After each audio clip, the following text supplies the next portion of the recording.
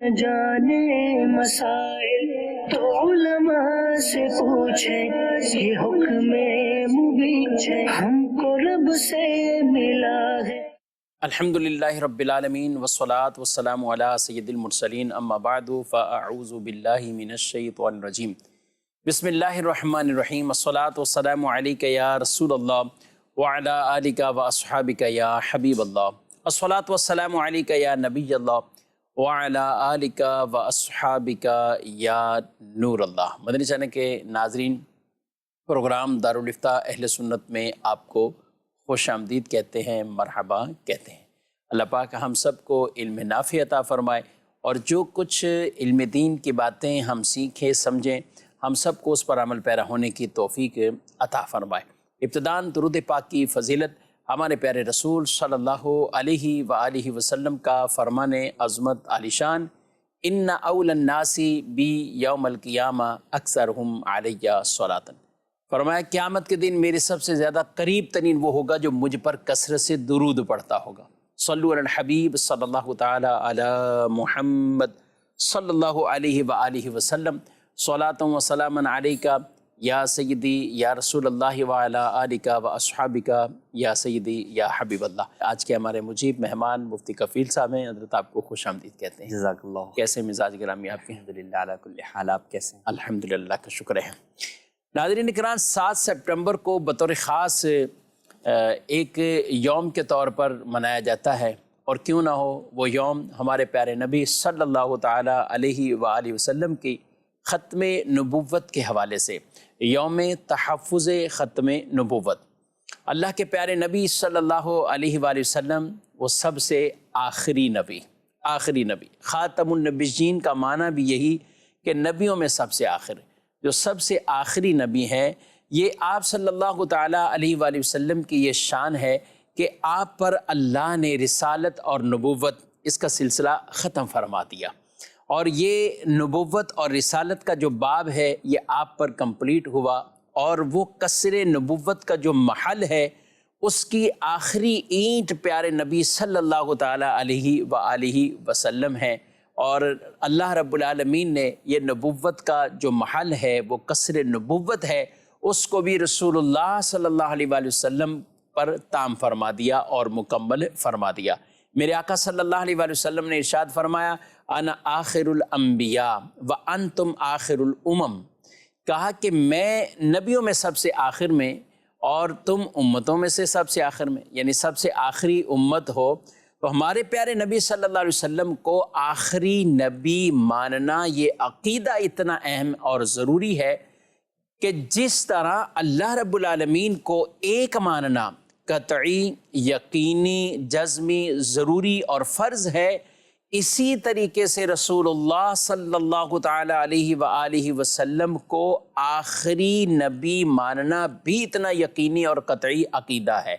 اگر کوئی معاذ اللہ کے ایک ہونے کے حوالے سے، معاذ اللہ کے ساتھ کسی اور کو شریک ٹھہرانے کے حوالے سے کوئی دوسرا عقیدہ رکھتا ہے، دوسری رائے رکھتا ہے، بلا تشبیہ اسی طریقے سے ہی رسول اللہ صلی اللہ علیہ وآلہ وسلم کی ختم نبوت کے حوالے سے بھی اگر کوئی دوسری رائے رکھتا ہے، آپ کے آخری نبی ہونے کو، یعنی یہ تو مانتا ہے کہ آپ آخری نبی، لیکن ساتھ ساتھ یہ بھی کہتا ہے کوئی اور نبی بھی آ سکتا ہے، یا وہ کسی اور کو بھی نبی مانتا ہے، یا کسی اور کو بھی نبوت مل سکتی ہے آپ صلی اللہ علیہ وسلم کے بعد، تو ایسا شخص بھی دائرہ اسلام سے خارج ہے۔ تو یاد رکھیں، یہ مسلمانوں کا ایک بہت بڑا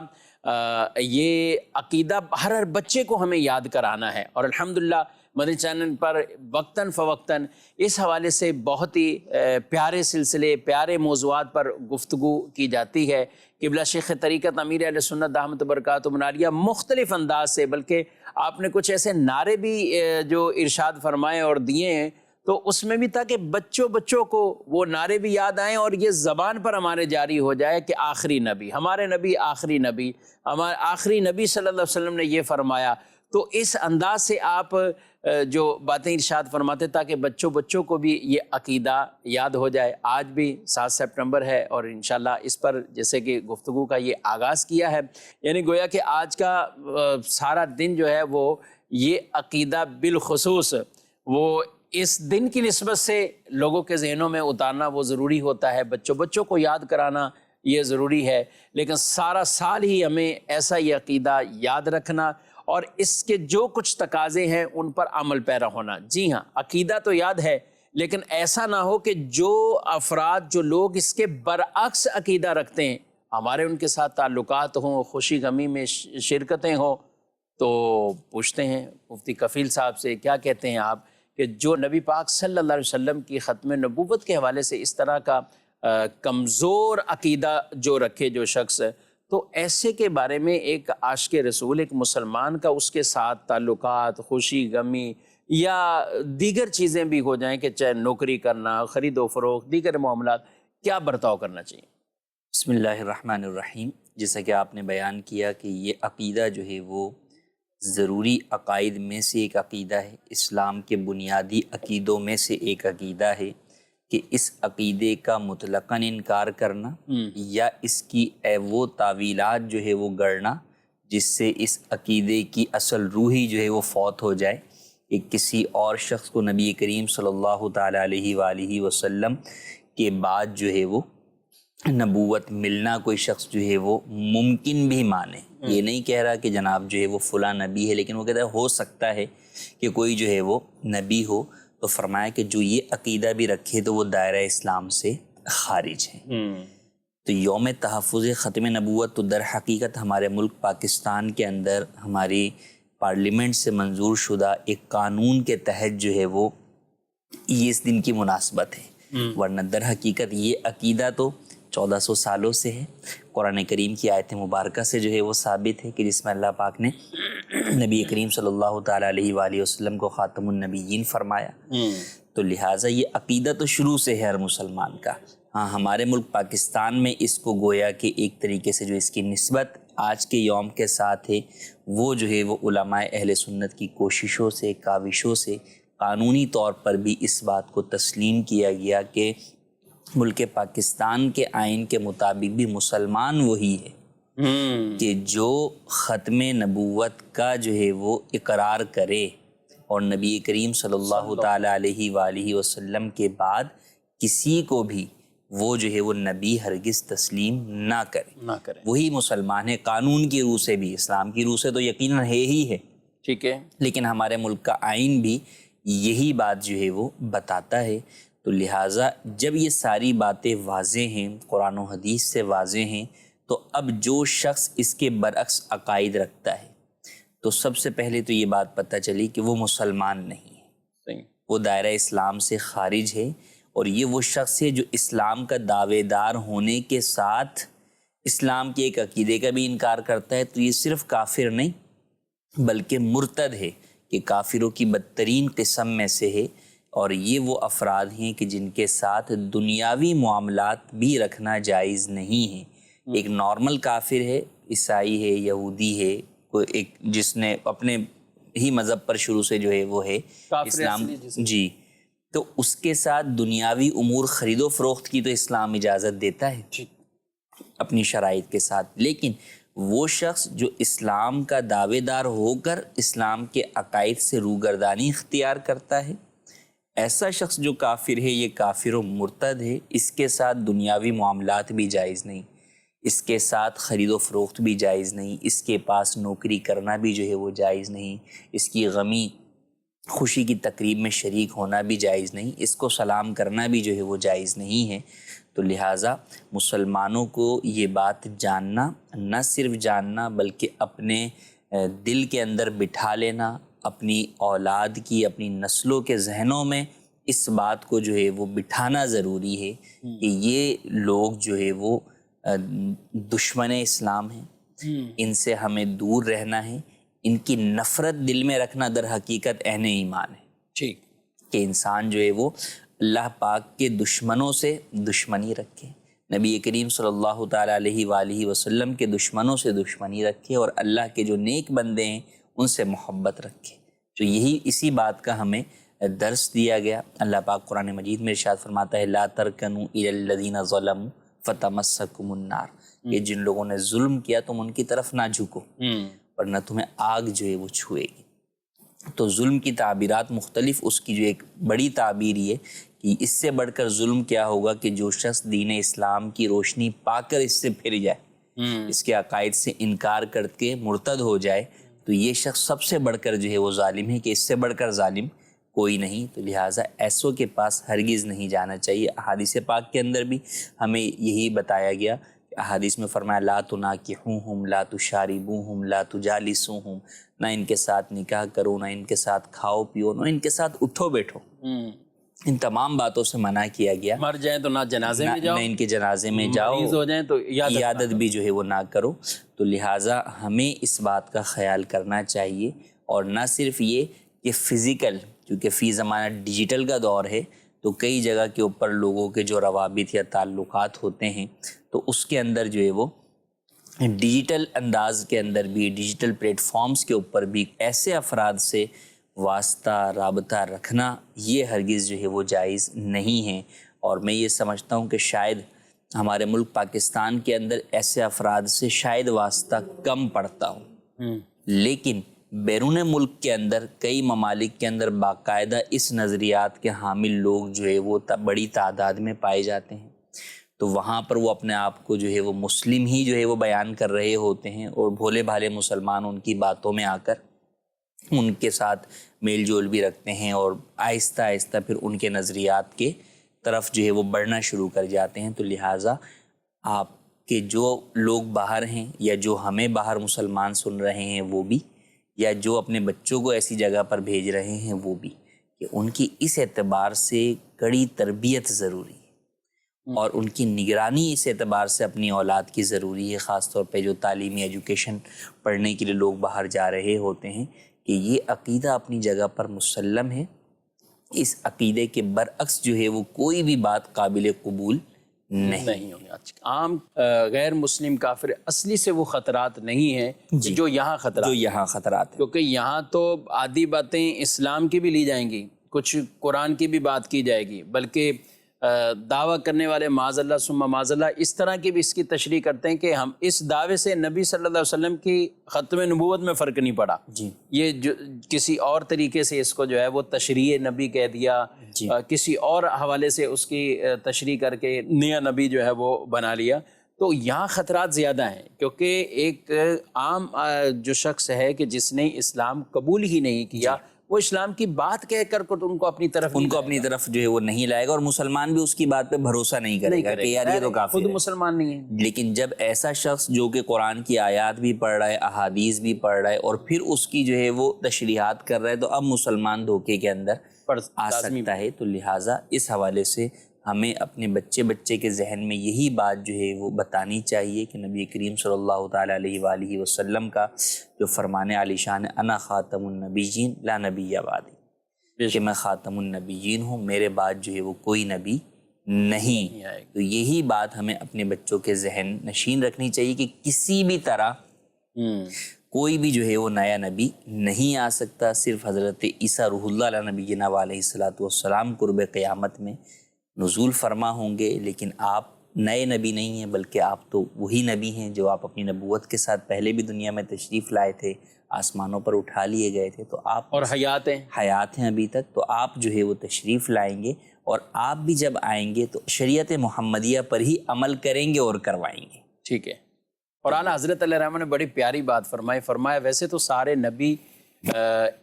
پاک صلی اللہ علیہ وسلم کی امت میں سے ہیں، کیونکہ جب ان کو نبوت ملی تو انہوں نے اقرار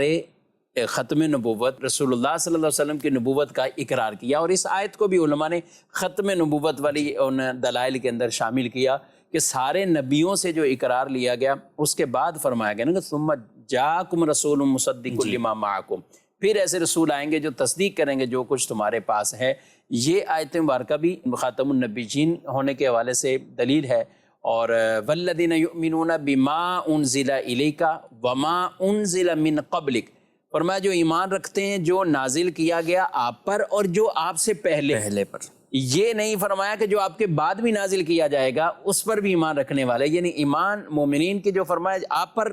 جو نازل کیا گیا اور آپ سے پہلے جو کچھ نازل ہوا۔ تو اعلیٰ حضرت علیہ رحمہ فرماتے ہیں سارے نبی تو امتی ہیں حضور علیہ الصلوۃ والسلام کے، اس اعتبار سے عیسیٰ علیہ السلام کو خاص یہ شرف حاصل بھی ہے، یعنی آپ نبی بھی ہیں، نبی سے نبوت کا زوال ختم ہونا وہ محال ہے، اور بالکل ایسا عقیدہ وہ کسی کا نہیں ہو سکتا اور نہیں ہونا چاہیے۔ لیکن فرمایا کہ یہ چونکہ نزول فرمائیں گے اور شریعت محمدی کی ہی تبلیغ فرمائیں گے آپ علیہ الصلوۃ والسلام، تو آپ کے نزول کرنے سے نبی پاک صلی اللہ علیہ وسلم کی ختم نبوت میں بھی کوئی کسی طرح کا فرق وہ نہیں آئے گا۔ آپ خاتم النبیین ہے، لا نبی بعدی، یہ بکثرت آپ نے خود ہی ان باتوں کو ارشاد فرما دیا۔ اللہ پاک نے قرآن پاک میں ختم نبوت کے حوالے سے فرما دیا، رسول اللہ صلی اللہ علیہ وسلم نے احادیث میں فرما دیا، صحابہ کرام علیہ مردوان نے اس عقیدے کی بڑی حفاظت کی ہے اور بہت بڑی اس میں قربانیاں دی ہیں اس عقیدے کے حوالے سے، اور پھر آج تک مسلمانوں کا اس پر اجماع اور اس عقیدے کے تحفظ کے حوالے سے وہ اپنا کردار ادا کر رہے ہیں، اور انشاءاللہ قیامت تک ایسا ہی ہوگا۔ اور یہ حضور علیہ الصلوۃ والسلام نے کفیل صاحب پہلے سے ہی جو فرما دیا، پہلے سے ہی آپ نے 30 کذاب آئیں گے، پیشن گوئی فرما دی تھی آپ نے کہ جو ہے وہ میرے بعد جو ہے وہ 30 جو ہے وہ کذاب آئیں گے۔ دجال کے الفاظ بعض احادیث کے اندر ہیں جن میں سے ہر ایک جو ہے وہ یہ گمان کرے گا یا یہ دعویٰ کرے گا کہ میں نبی ہوں، حالانکہ میرے بعد کوئی نبی نہیں، میں خاتم النبیین ہوں۔ اور آپ دیکھیں کہ حضرت ابوبکر صدیق رضی اللہ تعالیٰ عنہ جب نبی کریم صلی اللہ تعالیٰ علیہ وآلہ وسلم کا وصال ظاہری ہوا تھا، اسلامی بہت ساری چیزیں جو ہے وہ مراحل کے اندر تھیں، مگر ایسے وقت میں بھی جب مسلمہ کذاب نے نبوت کا دعویٰ کیا تو آپ نے اس کے خلاف نہ صرف جنگ کی، اور ایسی جنگ کی کہ اس کے اندر کئی مسلمان بھی شہید ہوئے اور حفاظ صحابہ شہید ہوئے، مگر اس عقیدے کے معاملے کے اندر جو ہے وہ کسی قسم کا کوئی کمپرومائز جو ہے وہ نہیں کیا گیا، اور جو ہے وہ یہ گویا کہ اس جنگ نے بھی مسلمانوں کو یہ بات بتا دی کہ یہ عقیدہ اسی طرح ضروری ہے، حضور کو آخری نبی ماننا اسی طرح ضروری ہے جس طرح قرآن کو آخری کتاب ماننا ضروری ہے۔ سبحان اللہ، قرآن کو آخری کتاب ماننا اور اللہ عز و جل کو ایک ماننا، جیسے یہ یقینی ہے تو اسی طرح حضور علیہ الصلوۃ والسلام کو خاتم النبیین ماننا بھی یقینی یہ ہے۔ تو کافی گفتگو ہوئی ہے، انشاءاللہ عقیدے کی پختگی کے لیے اور بھی ماہنامہ فیضان مدینہ آپ پڑھیں تو اس کے اندر بھی کئی ایسے مضامین ہیں، اور ہر سال ہی اس طرح کے مضامین وہ شائع کیے جاتے ہیں۔ تو اب بڑھتے ہیں مزید آپ کے کچھ سوالات کی طرف۔ میرا مفتی صاحب سے یہ سوال ہے کہ آج کل بارش کی وجہ سے تقریباً قبروں کی حالت بہت خراب ہو گئی ہے، تو اگر ہم اپنے رشتہ داروں کے قبر پہ جانا چاہتے ہیں وہ دیکھنے کے لیے، تو تقریباً قبر جو ہے نا ایک برابر ہو گئی ہے، تو اس کی وجہ سے مجھے یہ بھی علم ہے کہ کسی مسلمان کے قبر پہ اگر پیر رکھا جاتا ہے تو وہ گناہ ہے،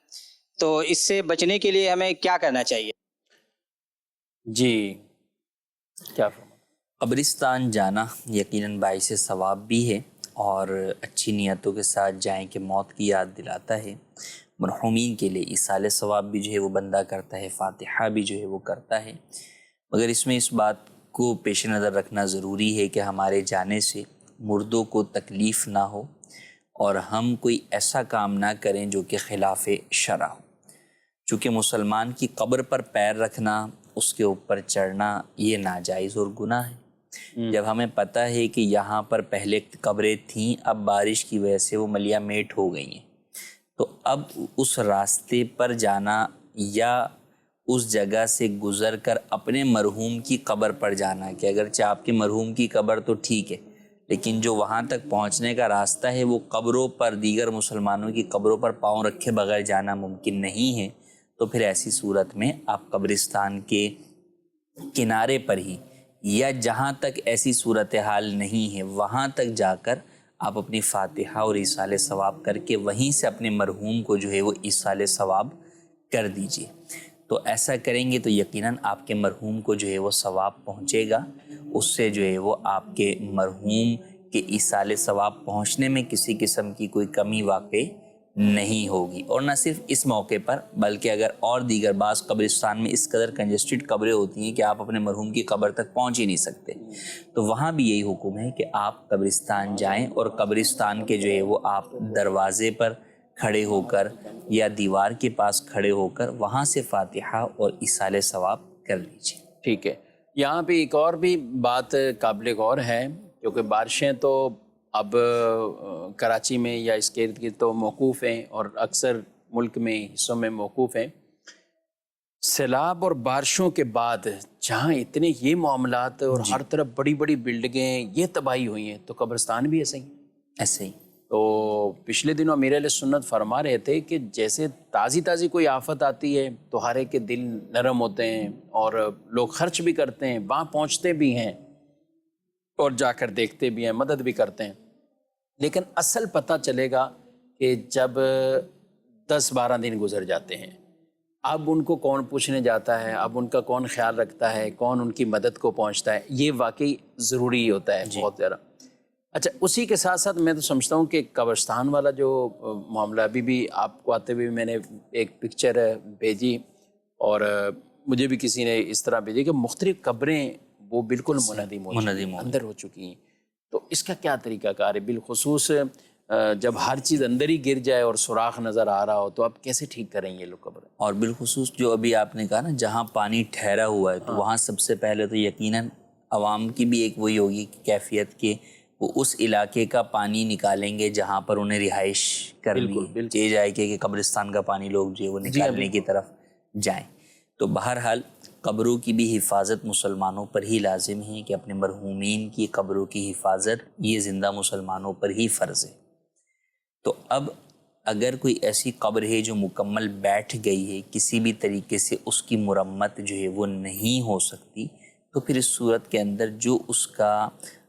سوراخ کھلا ہوا نظر آ رہا ہے جس سے اس بات کا اندیشہ ہے کہ مردہ ظاہر ہو رہا ہے یا جانور وغیرہ مردے کے جسم تک پہنچ جائے گا، تو پھر اس سوراخ کو جو ہے وہ مٹی ڈال کر بند کیا جا سکتا ہے.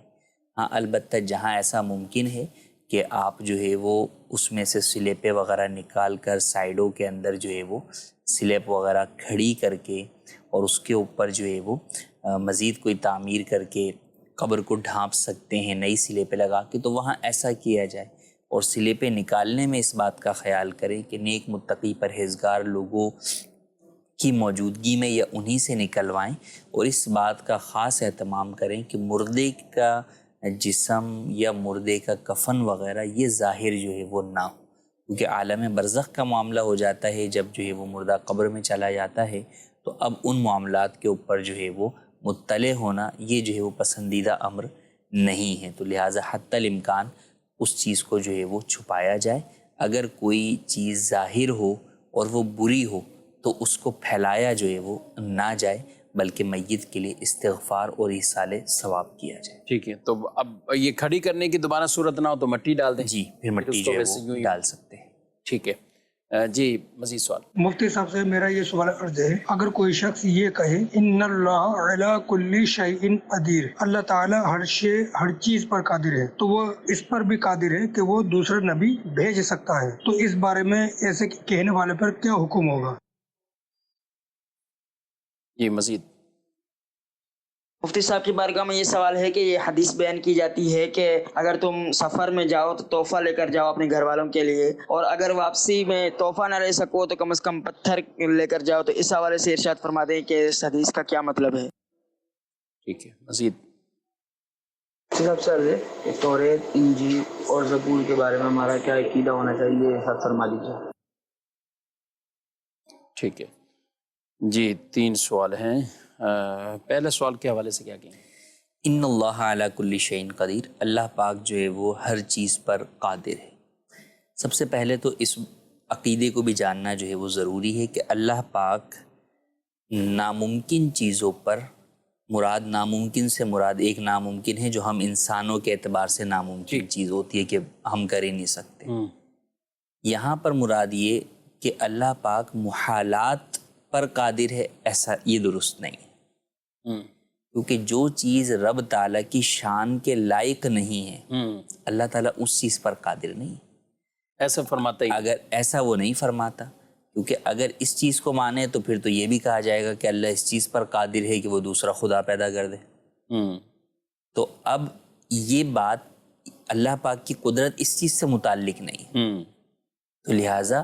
ان اللہ علی کل شیء قدیر کا مطلب یہ ہرگز نہیں نکالا جا سکتا کہ اللہ پاک جو ہے وہ کوئی اور نبی اب لے آئے، کیونکہ اللہ پاک جب خود قرآن مجید میں ارشاد فرما چکا کہ حضور خاتم النبیین. تو اللہ پاک جو ہے وہ سارے لوگوں کو تو یہ کہہ رہا ہے عقود پورے کرو، عہد پورے کرو، تو اللہ پاک کیا خود وعدہ خلافی کرے گا کہ جو حکم قرآن میں نازل کر چکا اس کے برعکس کرے گا؟ تو یہ اللہ پاک کی شان کے لائق نہیں ہے. تو جتنے بھی اللہ پاک کی جو قدرت کی باتیں ہیں ان سب میں یہ بات ذہن نشین ہونی چاہیے کہ وہ چیزیں جو رب تعالیٰ کی شان کے لائق نہیں، عیب ہیں اس کے لیے، وہ تحت قدرت، وہ اللہ پاک کی قدرت کے تحت ہی نہیں ہے. تو لہٰذا یہ جو اس طرح کی باتیں بعض لوگ جو ہے وہ پیدا کر رہے ہوتے ہیں، یہ وہ در حقیقت لوگوں کو گمراہ کرنے کی کوشش کر رہے ہوتے ہیں. اس کی جو میں نے آج سب سے پہلی مثال دی وہ بڑی آسان ہے کہ اگر یہ مان لیں تو پھر یہی ہوگا کہ اللہ پاک اس بات پر کیا قادر نہیں ہے کہ وہ دوسرا خدا پیدا کر دے.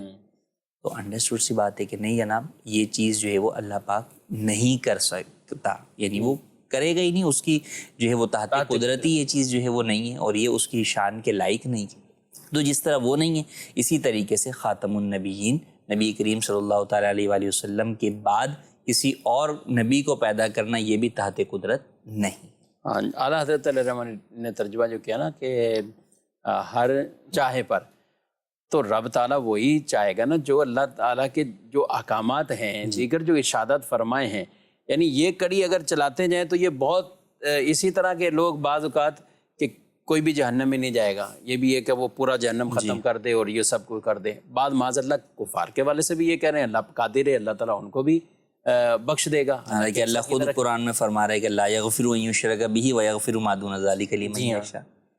تو لہٰذا اس طرح کے عقائد رکھنا یا اس طرح کے جو وسوسے لوگ ڈالتے ہیں اس کی طرف توجہ نہیں دینی چاہیے. چونکہ دیکھیں یہ بعض ابحاث وہ ہوتی ہیں جو ہم نے بھی بعض الفاظ بولے، ہمیں بھی اندازہ گفتگو کرتے وقت کہ عام عوام کو شاید وہ سمجھ میں نہ آ رہا ہے. بالکل. تو ایسے ٹائم کے اوپر سمپل یہ بات یاد رکھیں، عوام کے لیے میں عرض کر رہا ہوں، بچوں کو یہ بات سکھانے کے لیے کہ بیٹا اسلام کا نام ہے سر تسلیم خم کرنا. بس ہمارا عقیدہ یہ ہے کہ کوئی نبی نہیں آ سکتا تو بس نہیں آ سکتا، ختم بات. صحیح بات. تو یہ اتنی سادی باتیں میرے خیال سے سمجھیں گے، سمجھائیں گے، اور وہ جیسے کہتے ہیں نا امیر اہل سنت بھی کئی مرتبہ کہ بھئی ہم جو ہے وہ ماننے والے ہیں، بحث کرنے والے جو ہے وہ نہیں ہیں. تو بحث علماء کرتے ہیں، وہ اس کا جواب بھی باقاعدہ دیتے ہیں. تو آپ اگر کسی کی بھی اس طرح کی بحث میں پڑھ کے اس کو جواب دینے آئیں گے تو ہو سکتا ہے ایک دو جواب تو آپ دے جائیں، پھر اس کے بعد وہ آپ پر حاوی ہو جائے اور شیطان آپ کے دل میں یہ وسوسہ پیدا کرے، دیکھا وہ بات تو ٹھیک کہہ رہا ہے وہ، حالانکہ وہ بات ٹھیک نہیں کہہ رہا، آپ کے پاس اس بات کا جواب نہیں ہے اس لیے آپ کو لگ رہا ہے کہ وہ ٹھیک کہہ رہا ہے. تو ایسی وسوسوں والی کھڑکی پہلے سے ہی بند، ہاں وہی بند کر دیں کہ بھائی مجھے آپ کی کوئی دلیل کوئی بات سننی نہیں ہے، ختم بات، جو عقیدہ ہے میں اس کے اوپر قائم ہوں، اس کے آگے کوئی بات نہیں سنی. اور ہمارے علماء نے الحمدللہ اس کو بڑا واضح کر کے بیان کر دیا. جب ایک مسلم عقیدہ، یعنی یوں اتنا یقینی کہ اب نمازیں 5 ہیں، ٹھیک ہے، اتنا یقینی فرض ہے اور کوئی اس کا انکار نہیں کر سکتا. لیکن کبھی اگر کسی عام آدمی سے کہیں یار آپ مجھے حدیث سے 5 نمازوں کے بارے میں بتاؤ، جی کسی عام آدمی سے پوچھے، اب وہ تو کہے گا کہ مجھے نہیں پتا، آپ مجھے فجر کے بارے میں بتاؤ، عصر کے بارے، ظہر کے بارے میں یہ بتاؤ. تو اس کا نہ اس کو پتا ہونا اس بات کی دلیل تو نہیں کہ ہم اس طرح کے یقینی فرض کے حوالے سے کوئی شک میں پڑ جائیں. جب یہاں ایسا ہے تو پھر وہاں بھی یہی ایک عام نارمل مسلمان کے لیے ہے کہ اپنے علماء کے پیچھے، ہمارے علماء سر آنکھوں پر، اور انہوں نے جو بیان کیا ہمیں ان پر یقین ہے، اعتماد ہے. دلائل اگر کسی نے جاننے پوچھنے تو بالکل آئیے علماء کے پاس آئیں، کتابیں پڑھیں، اس صحبت میں بیٹھیں گے تو انشاءاللہ بہت کچھ یاد بھی ہو جائے گا. توریت، انجیل، زبور کے حوالے سے کیا عقیدہ ہونا چاہیے؟ یہ تینوں آسمانی کتابیں ہیں، اللہ پاک نے انبیاء کرام علیہم السلام پر نازل فرمائیں. جو کچھ اس میں اللہ پاک نے نازل فرمایا وہ حق ہے، مگر بعد میں اس قوم کے شریر لوگوں نے اس کے اندر جو ہے وہ ترمیم و اضافہ کر دیا، چیزیں گھٹا دیں، کچھ چیزیں اپنی مرضی سے بڑھا دیں. یہ کتابیں اب اپنی اصلی حالت پر موجود نہیں ہیں. تو لہٰذا مسلمان کا یہ عقیدہ ہو کہ یہ تینوں کتابیں اللہ کی جانب سے ہیں، ہمارا ان تینوں پر ایمان ہے. عمل جو ہے وہ اب صرف قرآن کریم پر ہے. اگر اس وقت اوریجنل کیفیت کے اندر بھی زبور، توریت، انجیل ہوتی تو بھی اس پر عمل کی اجازت نہیں ہوتی، کیونکہ قرآن نے ان کے احکام کو منسوخ کر دیا. تو لہٰذا اب تا قیامت ہر شخص کے لیے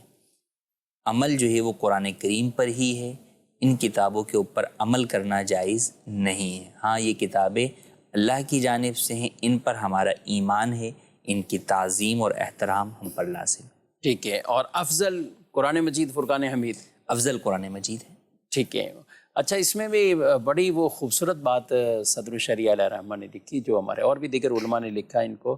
کہ افضلیت کس اعتبار سے ہے قرآن پاک، جب کہ سب کلام اللہ ہی ہیں، جی تورات بھی کلام اللہ ہے، انجیل بھی کلام اللہ ہے، اور قرآن پاک بھی کلام اللہ ہے، زبور بھی کلام اللہ ہے، تو کلام اللہ ہونے میں یہ تو برابر ہیں۔ افضلیت اس ہے کہ اس کو پڑھنے پر اللہ ثواب زیادہ عطا فرمائے گا، اس کو پڑھنے پر اللہ تعالیٰ ثواب وہ زیادہ عطا فرمائے گا۔ تو قرآن مجید فرقان حمید کی تلاوت بھی کیجئے، ذوق شوق سے اس کو جو ہے وہ پڑھا کریں۔ مزید بڑھتے ہیں آپ کے سوال کی طرف۔ پوچھنا تھا، بلی دودھ کو نا منہ مار گئی ہے، تو وہ دودھ پی سکتے ہیں ہم؟ مزید دارالفتا سنت میں ایک سوال کرنا ہے، اور وہ سوال یہ ہے کہ اگر کوئی شخص بائیں ہاتھ سے لکھتا ہے تو وہ لکھ سکتا ہے کوئی آیت یا کوئی بھی اسلامی چیز یا نہیں؟ ٹھیک ہے،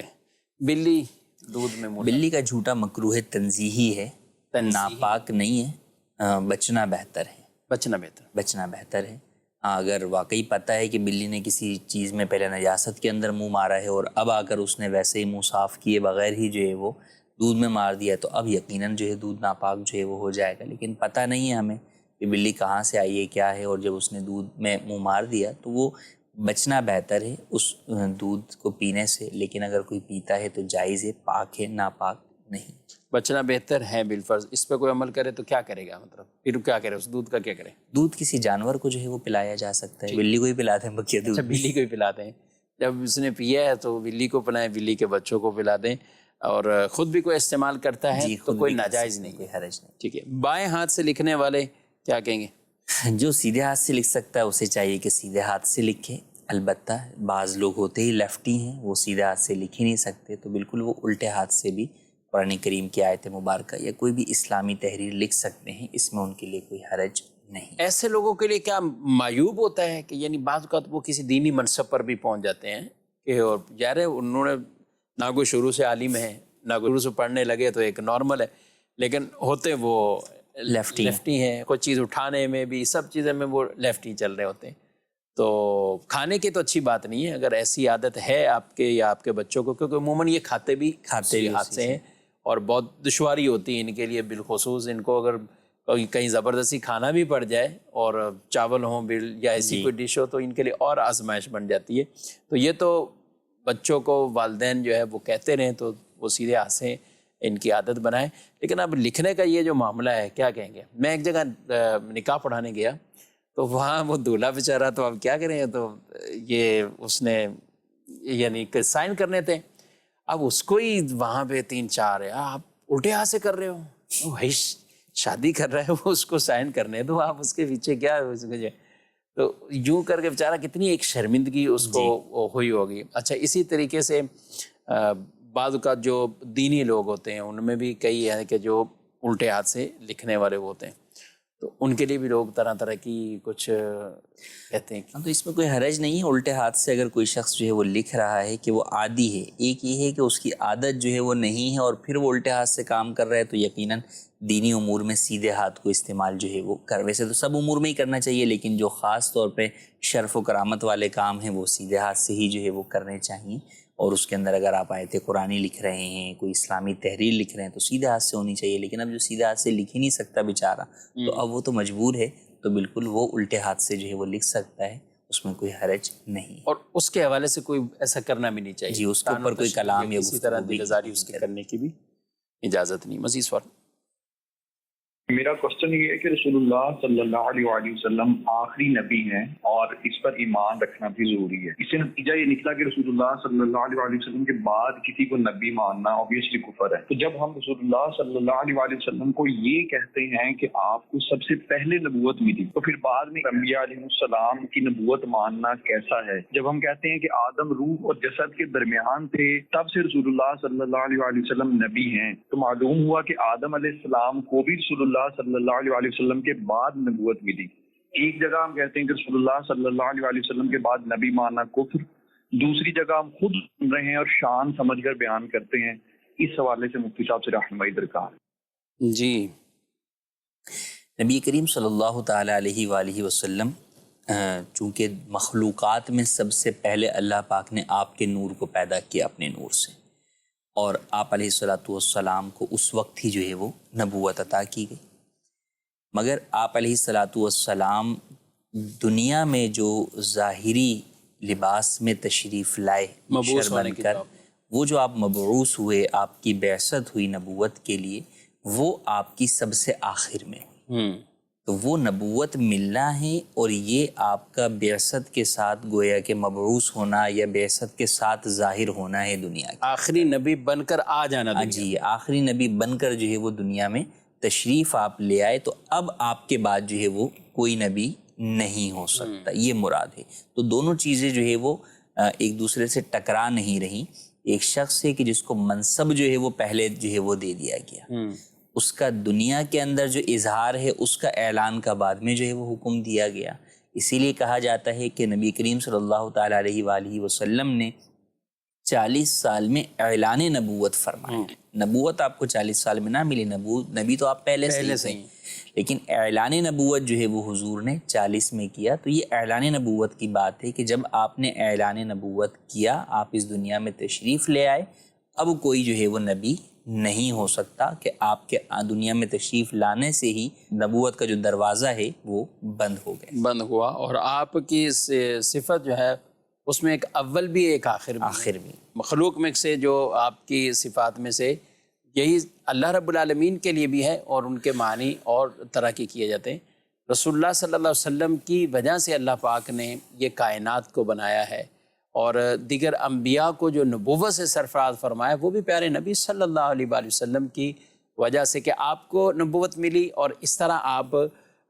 کی وجہ سے آگے سب کو انبیاء کو نبوت ملی، ان سے اقرار بھی کروایا گیا، اور یہ کہا گیا کہ تم نے ان پر ایمان بھی لانا ہے اور ان کی مدد بھی کرنی ہے۔ یعنی ہر نبی اپنے اپنے دور کے اندر وہ رسول اللہ صلی اللہ علیہ وسلم کی نبوت کے حوالے سے، آپ کی تشریف آوری کے حوالے سے مختلف انداز سے وہ اپنی امتوں کو یہ بتاتے رہے۔ تو آپ صلی اللہ علیہ وسلم اس اعتبار سے اول بھی ہیں اور آپ آخر بھی ہیں، اور آخر آپ کا ہونا یہ آپ صلی اللہ تعالیٰ علیہ وآلہ وسلم کا یہ وہ خاص شرف ہے جو کسی اور کو نہیں ملا۔ نبی پاک صلی اللہ تعالیٰ علیہ وآلہ وسلم خاتم النبیین ہیں، آخری نبی ہیں۔ آپ پر نبوت کا سلسلہ اللہ پاک نے یہ تام فرما دیا، مکمل فرما دیا۔ اللہ پاک ہم سب کو اس عقیدے پر استقامت عطا فرمائے، نبی پاک صلی اللہ علیہ وسلم کی غلامی پر استقامت عطا فرمائے، ہمارے بچوں کو، ہماری آنے والی نسلوں کو بھی اس عقیدے پر ہمیشہ پختگی کے ساتھ